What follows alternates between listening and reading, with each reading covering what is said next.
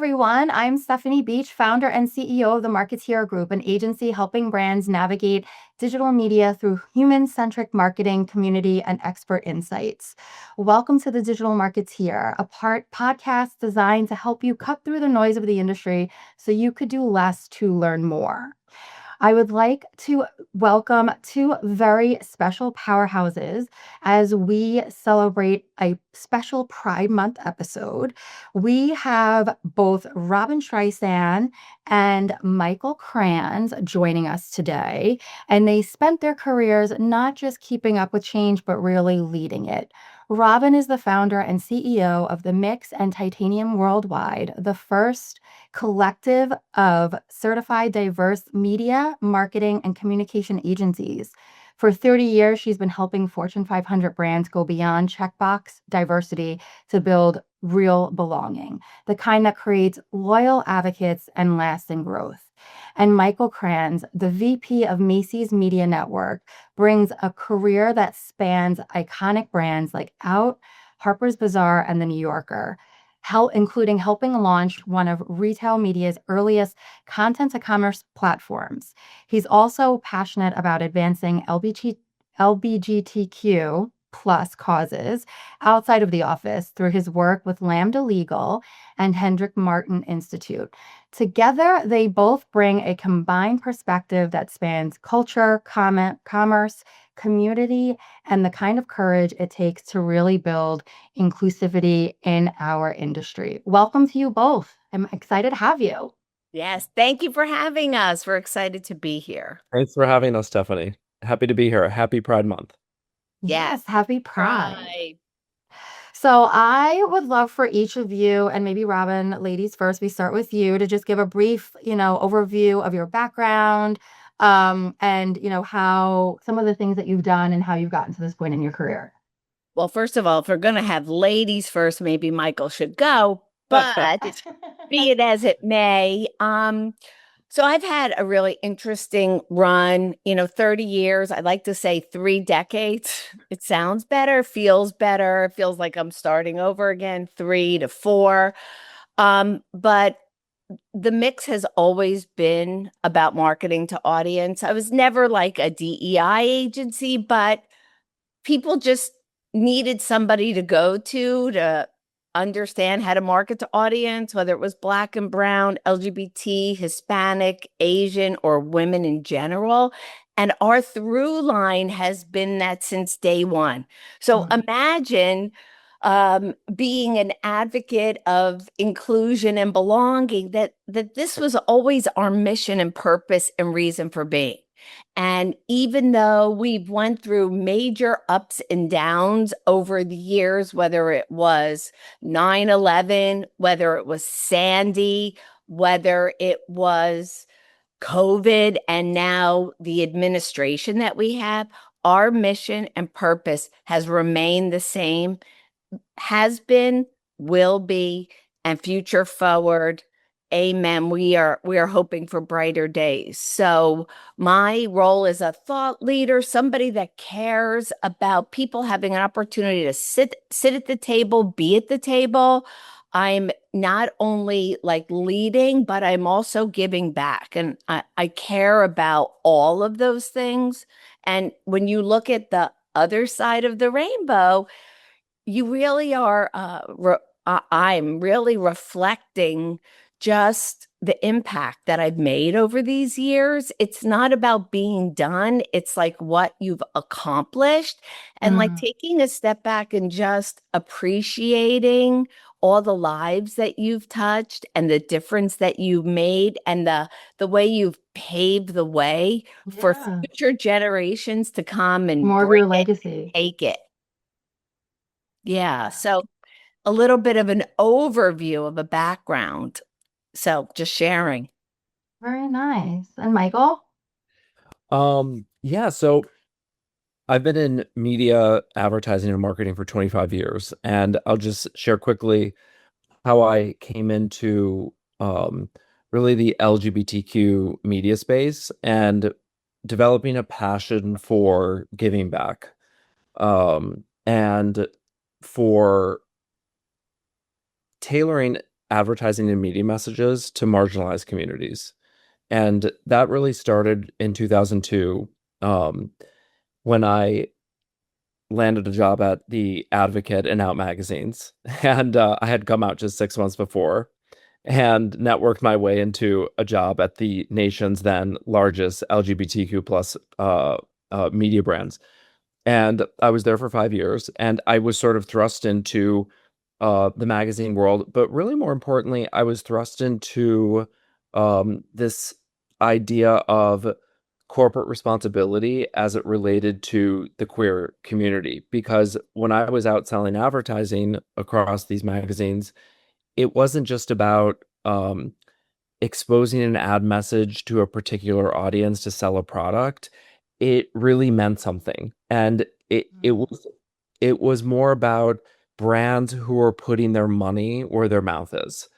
And so it was at times a really challenging and difficult sell because it, again, you just didn't have to communicate the value of the reach to that audience, right? Or like the CPM or the efficiency of reach to that audience and what the retailer or the sales outcomes might be. It was really about going to brands and getting the behind this notion of speaking to this audience. And in order to do that, you've got to tailor the message, you've got to represent that community in the creative, and there's a delicate dance there. And then Yes. you're going as a corporation on record when you advertise in one of these magazines at the time that you believe that your values align with this community's values. So I was sort of thrust into that world. And so from the very beginning of my career in advertising, it meant more than just an impression or a GRP, whatever media you're out there representing. It meant that you had values that aligned with the audience that you were reaching. And so the things from the very beginning for me were intertwined. And so that was the beginning of my career in media and advertising in New York. And then after I left, I went on to other publishing companies, and now I'm in retail, in the retail media space. And in various moments throughout my career after my stint at Out in the Advocate, I've had the opportunity to weave my interest in advertising or marketing to this community and supporting this community. But that was my beginnings in the media industry back in 2002 throughout in the Advocate, is really what was the launch pad for me and has inspired and influenced every way I've moved and acted over the last 25 years. I love that. And I think, with both stories, it's kind of like you just authentically leaned into what felt right. And I know that that word is so overly used, and I hate that I'm even using it right now, but for lack of a better word, what you're both saying is you were authentically drawn to this, but then you were working with the brands to align with something that they, again, for lack of a better word, authentically felt aligned with. So when you were bringing this to market, it wasn't just like, I feel like I need to do this because we need to do this. It was really well thought out. And it was really about resonating with your audience like anybody else, but maybe just beyond the typical, you know, data points that we normally target. Exactly. And that's where my world and Robyn's world actually intersected, because everything the Mixx was doing was really about developing a creative strategy that would truly resonate and connect, right? Form human connection with that audience. Yeah. Was more on the side of the business of, here are the commercial reasons why you should be targeting this audience, and then talking about how your company's values align with that audience. And then really the Mixx was there 30 years ago to really look deeply at what Why it resonates with mattered. the audience. Yeah, why it mattered. I mean, Why? like, it was really the pull through on all of it. Yeah. And I also want to say that what makes this podcast unique and different is the relationship that Michael and I have literally grown up in the business together from way back when to now. And I like to call it like the Christmas tree effect, where I go, he goes, I go, he goes, and we're always having each other's back. And yes, we're friends and colleagues, but we're also people that really care, right? We Mm. care about where we are in our roles at work. We care for our children. I care for my grandchildren. Like the mission and purpose is way bigger than transacting at work. And the level of meaning and commitment to moving forward and staying the course is more relevant than ever. The real key difference going back to where we are now is when I started first selling programs that were to these targeted communities, it wasn't because it was a hot topic. Right. It was because the data said these values of this audience align with your brand. And what an opportunity for you to fill a white space where nobody else is, that you could literally get ahead of the curve and own a space and never look back, thus impacting ROI, Yeah. long-term loyalty, and creating like a ripple out effect, like kind of cradle to grave, because this was 30 years ago. Yeah. Imagine. And, I think that most brands really capitalize and have capitalized consistently on the heritage months, if you will. But where they've really fallen short is in their commitment beyond the months. And so, yes, and I would say in this month right now, I've seen less LGBTQ advertising out there. And, part of it too is about Gen Z and Gen Alpha, and as they're coming up, right? Because their relationship to these communities is very different, right? And so we're in this kind of gray space right now of just inclusion and representation without having to call it out at a particular month, because this audience grew up Well, that's with what I was just that. gonna say as well, is like, okay, it's kind of like, yes, all these months now exist, right? Or whatever we want to call them to celebrate. And sometimes it does just kind of feel like a checkbox, or it just feels like, okay, now we have another month for something else. And it kind of almost loses its allure, right? It loses, again, lack of a better word, authenticity. But at the same time, now that it's becoming, you know, I hate to say mainstream as well, but a little bit more mainstream, it shouldn't need to be called out. Like, it's just where you are and what it is, and how it's being represented, and part of the culture, part of the brand. I think being in the business for 25, 30 years says a lot, especially in this type of genre, so to speak, or doing something where 30 years ago was a very different environment. It was a very different, I want to say, risk, because sometimes brands still see targeting a new audience or going into a new category as a risk, regardless of their feelings about it, or how they resonate with it. So, how have you seen the representation of pride evolve in media and advertising from when you started to like where it is today? And Robyn, you touched a little bit upon this, where like it's not being called out, which I think is great, right? And it's also a great thing to point out of, this is part of our evolution. But being in the business for so long, working with these brands through some of these like probably tough conversations, and tough brainstorms on, how do we do this, how do we represent this, how do we make it authentic, how do we not make it cheesy or stereotypical, or all of those things that people are expecting it to be, especially back then, where now it's kind of like more mainstream, but also just part of the younger generation. Mm. So how are you seeing that evolve? And, what were maybe some of the hurdles that you felt you had to get through to get there? The one other piece I want to build on here is how the channels for connection have also seismically shifted, Yes.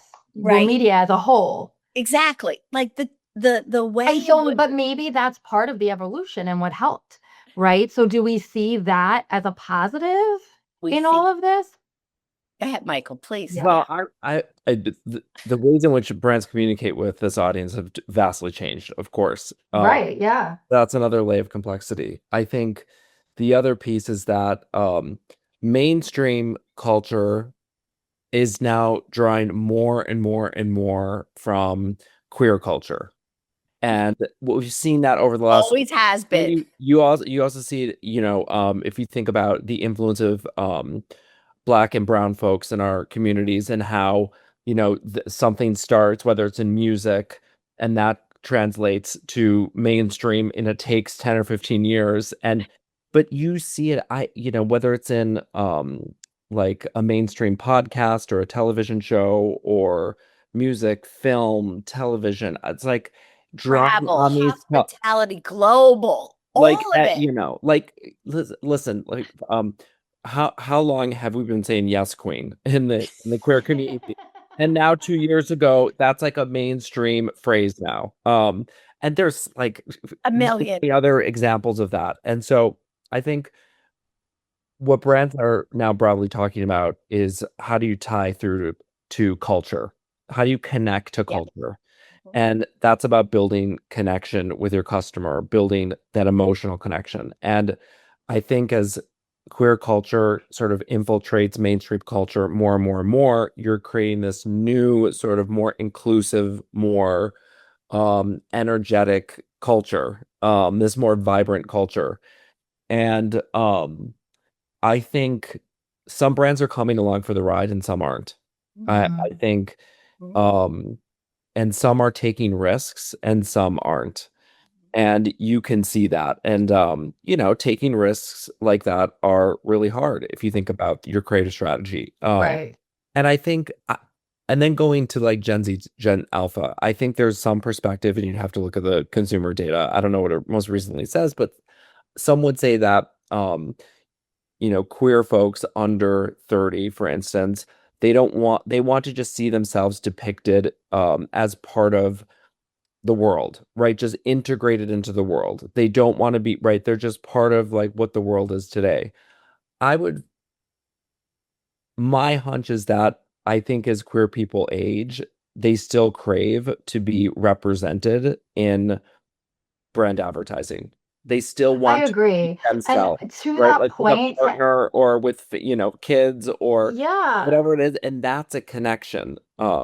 So I think Yeah, that's I mean, I think everybody feels like they want to connect in some way or another. And I think to piggyback off of your point, having, the queer community and, I think that there's a lot of different things that, go into this, but I think just being able to be like, okay, it's weird because back then I feel like it wasn't represented at all. So you wanted it to be pointed out and you wanted to see it.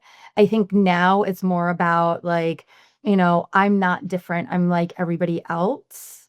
And so it's like I want to be represented, but I don't need you to make it like it's something that should be on the outside. I will It take should be full credit for that, girl. We would like to call it acceptance. right. There right. is a greater acceptance in all people, in all races, genders, and cultures. And, I think what happened during COVID was as like, I don't know, not that there's anything that good that came out of COVID, right? Other than we learned a different way to do everything. And it gave everybody an opportunity to think about what going for it looks like without it really having any boundary to it, right? It wasn't, there was, I'm like, it was almost like a gift that that that movement happened.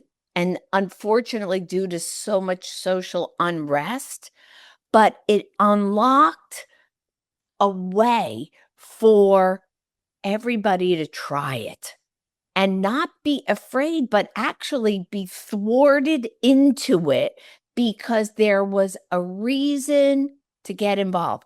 I'm not saying that that kind of draw or pull will ever happen again, but it did from George Floyd on to Can't Cancel Pride. Like so many of these initiatives have all started because of the movement or were amplified in the way that they were because of those incidents that happened. Unfortunately, it happened because of it, but I feel like we've achieved so much progress because of what happened during COVID. Okay, interesting. I kind of feel maybe in some ways I could see that point. I also feel like it divided us more, to be honest, in my opinion. I feel like people were really beginning to drive more acceptance and beginning to kind of, at least in my world personally, I felt like brands were kind of being more authentic. I feel like people in general were just a little bit more accepting, and if not accepting, tolerant. And I feel like some of that stuff may have brought, and I'm not on that side of it, so I don't know either. I'm looking from the other side of it, right? Maybe it did bring some of that community together and bring some of that to the forefront, right? I also think that sometimes it caused a little bit more of a divide, like them versus us, and it shouldn't have. It's almost like what they say about press, right? Good press or bad press. Press is press. So Yeah, it did, unfortunately. right? But it did allow like Yeah, evangelizing, of bringing people together. Like I can't tell you how many brands were calling us. Like it right. was like a phenomenon. And again, as I didn't look at it like from a revenue perspective. I looked at it like, God, is this really happening? Like people are calling us because they are looking to do something. And I'm like, anything is better than nothing, right? Mm, And it does tie back to the authenticity piece for sure, right? Because now a lot of those brands are now no longer here. So the one and done is definitely not the way forward. Like whether you're a startup brand, a mid-sized right. brand, you're a line extension, a new product, right? And I think everybody that's in marketing now accepts and appreciates that, right? That, it's got to be embedded into your overall marketing strategy and then working with partners that authentically pull it through. Like we've made a lot of progress, but I think it's still all really important and should Mhm. be top of mind for every single CMO. And I'm very confident that a lot of this is going to come up in the next 6 to 12 months as AI becomes way more front and center. Mm, And there's going to be these platforms that really tie back to these segments, right? Because we're all like at this kind of level set point around learning a new technology together. yes. And everybody is so rushing to like be there. And I feel like the conversation has quieted down a little bit. There are now some conferences and events where I've been to where people are not talking about AI. And I'm like, "Phew, okay, God, because if I hear one more platform or one more this, I'm going to like, but this idea of what does the future look like around like taking care of your brand and its health in this world of technology? Like these are things that Yeah. we're thinking about. So, kind of talking or extending upon that as well, like ad tech and retail media networks hold a lot of power with audience and reach, right? They're able to get a lot of data, utilize that data for targeting, anonymize that data. Like there's a lot of things that we could do there, right? How do these platforms ensure that they're using the data and properly having inclusive representation, that's authentic rather than just seasonal? We talk about the months, we talk about having these, targets in platform. So how are we making sure that it's a consistent? Like how are we making sure that it's always a constant? And Michael, being on the retail media network, maybe you have a little bit more insight on that, but, what are you doing to kind of make this more mainstream and just not another line item per se? Um, yeah, in the retail media space, we have the advantage of our first party data. So Yeah. we are able to, it's not only about targeting our audiences, but it's about providing closed loop measurement. So we're using the audience on the back end to measure efficacy of the media, and we can tie the sale back to the ad exposure. And so in many ways, retail media is very much centered around performance media. And uh, I think all retail media networks are trying to expand out of the performance media trap. And we're trying to work with brands to execute media campaigns that drive into the mid and upper funnel. And I think that's where the creative strategy really comes into play. And that's when you Mhm. start thinking about creating bespoke messaging and creative that speaks to distinct audiences. For Macy's, we have um, a very large Hispanic customer base. And so we've started thinking about how we could, as a first step, as we think about reaching um, particular cultural segments or communities, Hispanic is the first step. I think the next phase in that is working with our brand partners to think about how they evolve their creative strategy to be more inclusive, to feature photography that um, is features people of all different cultural backgrounds, race, ethnicity, sexual orientation, gender identification. So I think it starts with business leaders who Mm. have direct contact with brands, and it's our responsibility to promote that conversation and bring that conversation to the forefront and provoke. Have you thought about this sort of creative execution speaking to this audience, and think about what impact that could have on your business? Because ultimately, I think we want to do what feels right and what aligns with our values, but we live in a capitalist society and world, and when we're working with brands, they want to know, of course, what's the return on investment. Right. And that goes back into what Robyn and I have been doing our whole careers, which is there may not be the short-term ROI, but you have to believe in this and believe that over the Well, long that's what range, branding the is, two, right? 3, 5, 10 year, you got to Yeah. stick to this and be consistent, have continuity. And, the cost to acquire a new customer is so high. Yeah. And if you acquire, I would say an LGBTQ plus customer, um, and if you can retain that customer and drive loyalty over a 10, 20, 30, I mean, Robyn's been working with the same brands for 30 years. They probably have the research. I mean, the value of that retained customer, that highly loyal customer, and then It's so invaluable. radiated the word of mouth, Yeah. our community is so much built on what those in your chosen family are doing, where they're traveling to, who they're flying to get there, the hotel they're staying at, the credit card they're using to get their points, the vodka that they're ordering for their martini. Really, all of these things. We're so influenced by those around us. So I think, and that's hard for brands to measure, like the word of mouth impact. Yeah. I think that's not lost on us. And I think, again, us as business leaders, we've got to push that conversation. Yeah. And as you're Amen. doing this, like, yeah, for real, right? What are some of the biggest mistakes that you see brands making or suggesting to show up for the community? And you're like, we could do this better, you know? What are you Oh, seeing? well, I think Robyn and I'll agree on this. Yeah.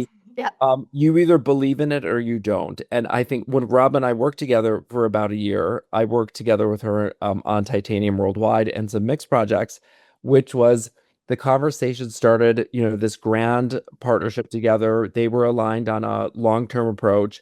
And then oftentimes it would narrow down to a pilot.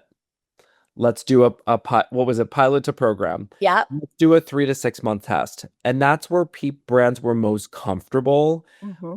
But that's a double-edged sword Mhm. because, you know, you've, you have to, then it's on someone like the Mixx or Titanium to prove against a certain KPI in a 6 month time frame. And you can align up front on what those KPIs are, but then you're done with the program and someone else at the company who's managing the P&L says, well, you spent X millions of dollars on this pilot program and we're not seeing in those Right. markets, we're not seeing the uptick in customer engagement or sales. And then the program goes away. And Exactly. so the That's the pilot, story of my life right there. let's please not pilot this. Let's Yeah. make a commitment together, at minimum a year, and let's do it the right way Yeah. so that we can really show impact. Yeah. I Yeah. mean, and this is like so everything. And I think about where we are today in this moment with this, I want to call it like this agnosticity around channel, right? Like everybody is so about the creator, like so about digital. And I'm not saying yes or no, but the budget is so much smaller now. And you are now asked to do, if not as much, more with this much less. And Mm. I have never felt the kind of pressure to perform and produce results and ROI like I do right now. I never. And I felt it back then when there was nothing out there, right? Because it was like blue ocean. So it was so big and massive that I'm like, how am I going to get 10 people to like actually transact here or go buy a car or actually, you know, reach out and set up a conversation about a platform, right? That's one measurement. But in this world, with I don't know, I don't know. I'm looking to become BFF with all the bots out there and the answer economy. I'm looking to be BFF, right? I'm working very hard on getting my brand out there, like to make sure that people understand who the Mixx brand is, why we're here, what our purpose is, our reason for being. So this answer economy understands our why we do what we do, so that as people are using technology, that Mm. it's already imbued. It's almost like taking glitter on the entire answer economy and like just touching each and every little bot that's out there, so that when somebody says something about a particular audience, they're like, "Eh," like going for it, like Pac-Man, versus running from it, like not knowing what to do. And so I think there's less money and there's more opportunity than ever. That's really nice. And I think, the opportunity is really the biggest thing, right? Like there's always going to be the opportunity. It's, are you seizing it and are you seizing it properly? Right? Having all of these brands want to be a part of something, I think is great. But don't just show up to show up. I think that's with a lot of things in culture, in different communities and things like that. So, I think looking ahead too, what is your biggest hope or prediction for how pride and inclusivity will be integrated into future advertising? You guys seen such an evolution already. Where do you kind of see it going, or what are your hopes for where it's going? I think like with this move to global now, right? It's not like US only. We are talking about culture in a whole new way.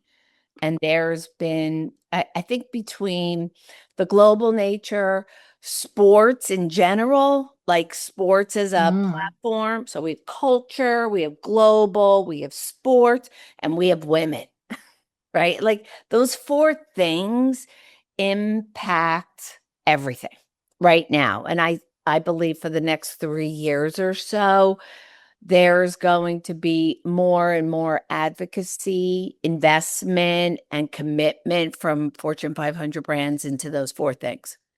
And what do you think is the biggest need that those brands have to kind of get over, overcome, understand, realize to get there? I think well, I want to use an example of somebody who I think is doing it really Yeah. amazing, right?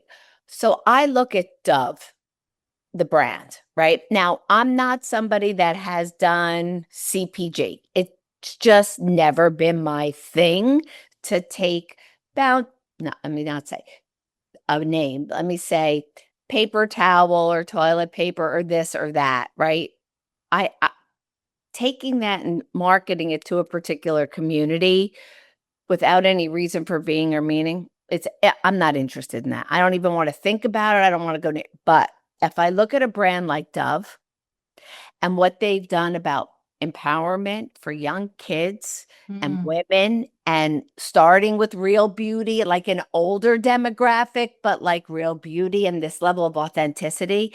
And now how they brought it into sports and these young kids and empowerment around They teens did and do it very coming, well. right? So I think brands need to be looking to who's doing it well.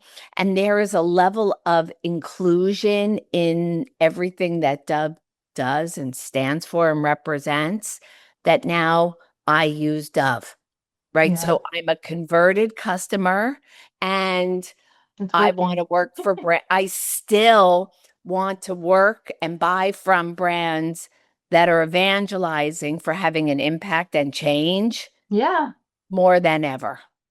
that's great. And Michael, in your opinion, what is your biggest prediction or hope for how this moves forward in advertising? And, what are the things that you think are missing or brands need to kind of understand or get over or implement in order to get there? I agree with Robin. I think brands are taking a global view, like this global customer. And I think particularly the under 40 customer has a view of the world that's much more expansive of the over 40 customer. It's a generational difference. And Mhm. so I think they see um things from a different perspective. Um, I think they value other cultures and they see also, I think they have much more of an awareness of what's going on in around the world politically. And so I think my hope is that there's sort of a consumer swell around equality and freedom.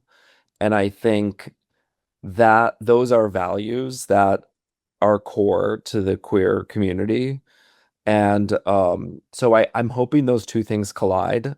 So it's like core value of the queer community coming together with um the under 40 customer, or now, as um the generation shift, that this will come together as like a powerful force, and brands will recognize that and tap into that value of Yeah. wanting equality for all and freedom to live your life how you want to, whatever shape or form that takes. I think a big piece of that in the United States in particular right now is around our transgender folks. And and that's why I'm so involved with Lambda Legal, because so much of they're doing at the local level is, at the state and even the even more local level, fighting those lawsuits and all of those battles to protect rights for transgender youth. And so I think that'll be a major thread as we think about the next frontier for our community, is really gaining more quality and understanding for those communities. So that'll be something that brands have to recognize. I would say my last thing is, what can brands do? I'll go back to what I said before, which is for people that feel passionately about this, whether you're part of the queer community or not, um, if you're in a position where you have a seat at the table and you have a voice, you have to speak up. You have to speak up and you have to advocate for what you believe is right, the Yeah. right thing to do from a values point of view, and um, doing the work to draw it to business outcomes. Um, because that's the world we live in. But if you can draw those two things together, I think there's going to be a win. And I would say, well, one last thing, which is take risks. Brands have to be able to take that risk. CEOs, leaders of the companies have to give permission to their marketing teams and their communications team to take a risk, and be prepared for potential backlash. But that's par for the course. Yeah. And I think there's a lot of forgiveness out there. I think our short attention span world right now, like what is someone's canceled one day and 30 days later they're not anymore or whatever, or the brand or the topic. It's like people move on quickly. So I think we've got to adapt to that sort of new trend. Yeah, definitely.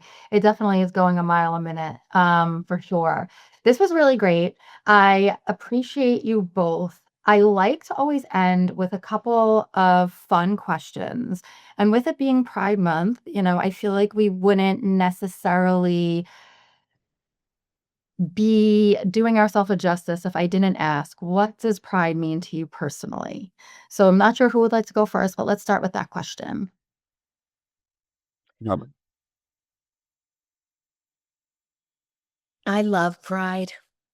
I mean, it has been a part of my life for such a long time. This gathering of friends, getting dressed, and everybody like, I mean, I could show pictures. I'm just watching on my frame as they're rotating, like all the moments that I've had personally with the people in my life around Pride, and I've been a host for Pride, uh, in particular in New York, but now in Asbury Park, New Jersey, and like how people come together and like celebrate and just love each other and like I it's just joyful, and maybe it's also just where I am in my age around my life. And yeah, these are things I look forward to. I can't do them like I used to do them all weekend, all night. But in my head and in my heart, it's a moment for all of us to kind of come together and remember the impact we've had and the difference we've made on, like, my friends came down for Asbury Pride last weekend, and they, each of the couples have kids, both 2 years old.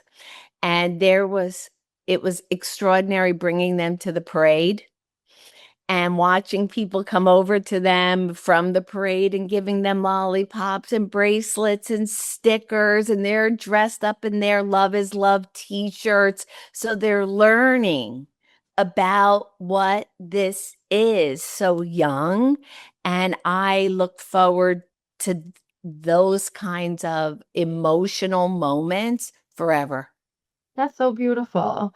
What I love that and I feel like that a lot of people really do have such an emotional connection when they talk about it. Yeah. So the other two questions I typically ask are, what was your first paying job ever? I worked as a CIT in a day camp. Okay. Okay. Michael, what does pride mean to you personally? Pride is that time of year where everyone can just be themselves and fully express, and it's a time of celebration. And I think it's just leaning into those moments and showing the world that it's an expression of being your authentic self.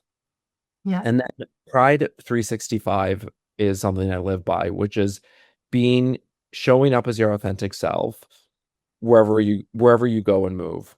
And I do that particularly at work. Um, and everywhere I go, I talk about immediately about I disclose who I am, what my identity is. I have a husband, I have two kids, and it's I I think that's everyone's responsibility in the community is to um don't ever be ashamed, don't ever hide. You should come right out and make it known who you are, and it sets the tone, and you can go and be your authentic self.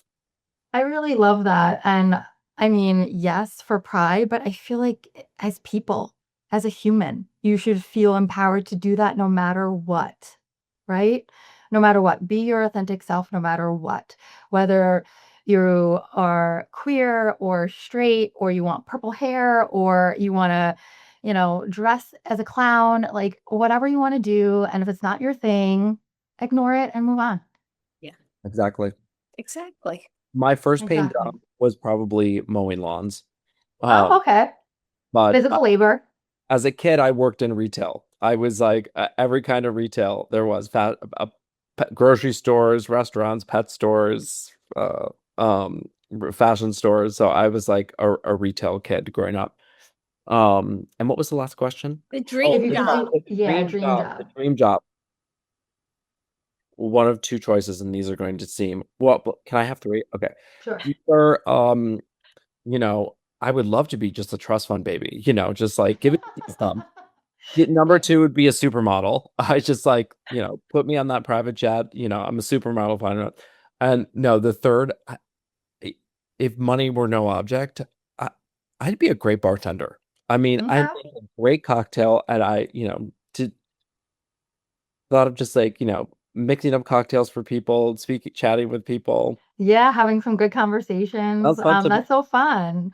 And last thing for both of you, where can our listeners find you if they want to continue the conversation, work with you, learn more about what you guys are doing? Like social handles?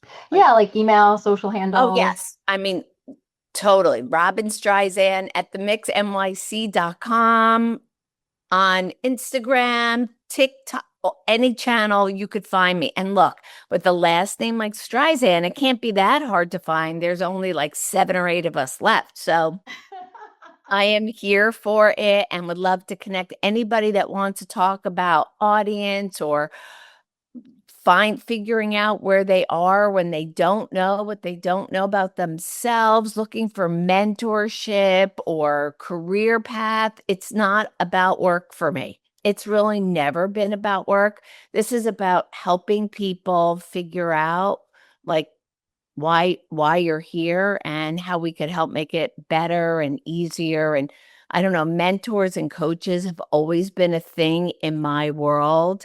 And sometimes people don't know how to ask for help. And so I'm a resource and available for that.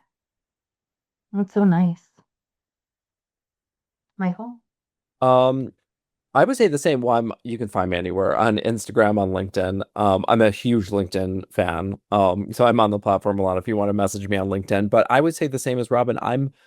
I the way I'd love to give back professionally is by being as a resource for young professionals who are coming up in the business, and more than willing to chat with folks and share my experience, network people. That's what Robyn and I have in common. We love, Yes. the connecting people. I was given a lot of those opportunities as I was coming up. So I want to definitely give back. So I would welcome those that want to reach out and just seek professional development advice or connecting. Um, I'm I'm definitely down for that. And Awesome. That's so nice. I want to just add one more thing. I want to acknowledge and call out the Ad Club of New York, right? Because they were the ones that came to me with this opportunity about connecting with the LGBT community during the month of Pride. And when they asked, just given the world that we're in, I'm public facing, I'm not hiding, I'm not saying things, but I have to admit it did take me a second. I didn't just automatically jump in and say, yes, I'll do it. Because I too, as Michael said, feel like it is kind of permeated 365 for me in how I'm living my life. And the world that we're in is just a part of the fabric. But then, they asked again, and then I'm like, okay, yes, let's do it. So I just want to acknowledge the Ad Club for who they are, what they stand for, and the work that they are doing day to day around the marketing, media, and comm space, the idea of the mentorship program and the opportunities they give young people to check out this space and see if it's their future. So I just want to call out Gina and Alicia and Tara. Yes, thank you guys very much for that. We appreciate it very much. And thank you, Robyn, for the reminder on that. Thank you both so much for being here. Thank you, everyone, for tuning in. That is it for today's episode. Unfortunately, I would like to have a final thought to you, which is don't chase every trend. Just chase the ones that make a difference for you. Happy Pride, everyone. And I hope in life and in general, everybody really just be your authentic self. Be your authentic self. There's only one you, and you should be proud of that. So if you found this helpful, please subscribe and download. I am Stephanie Beach with the Marketeer Group, and thank you so much for listening. Until next time, guys. Thank you. Bye.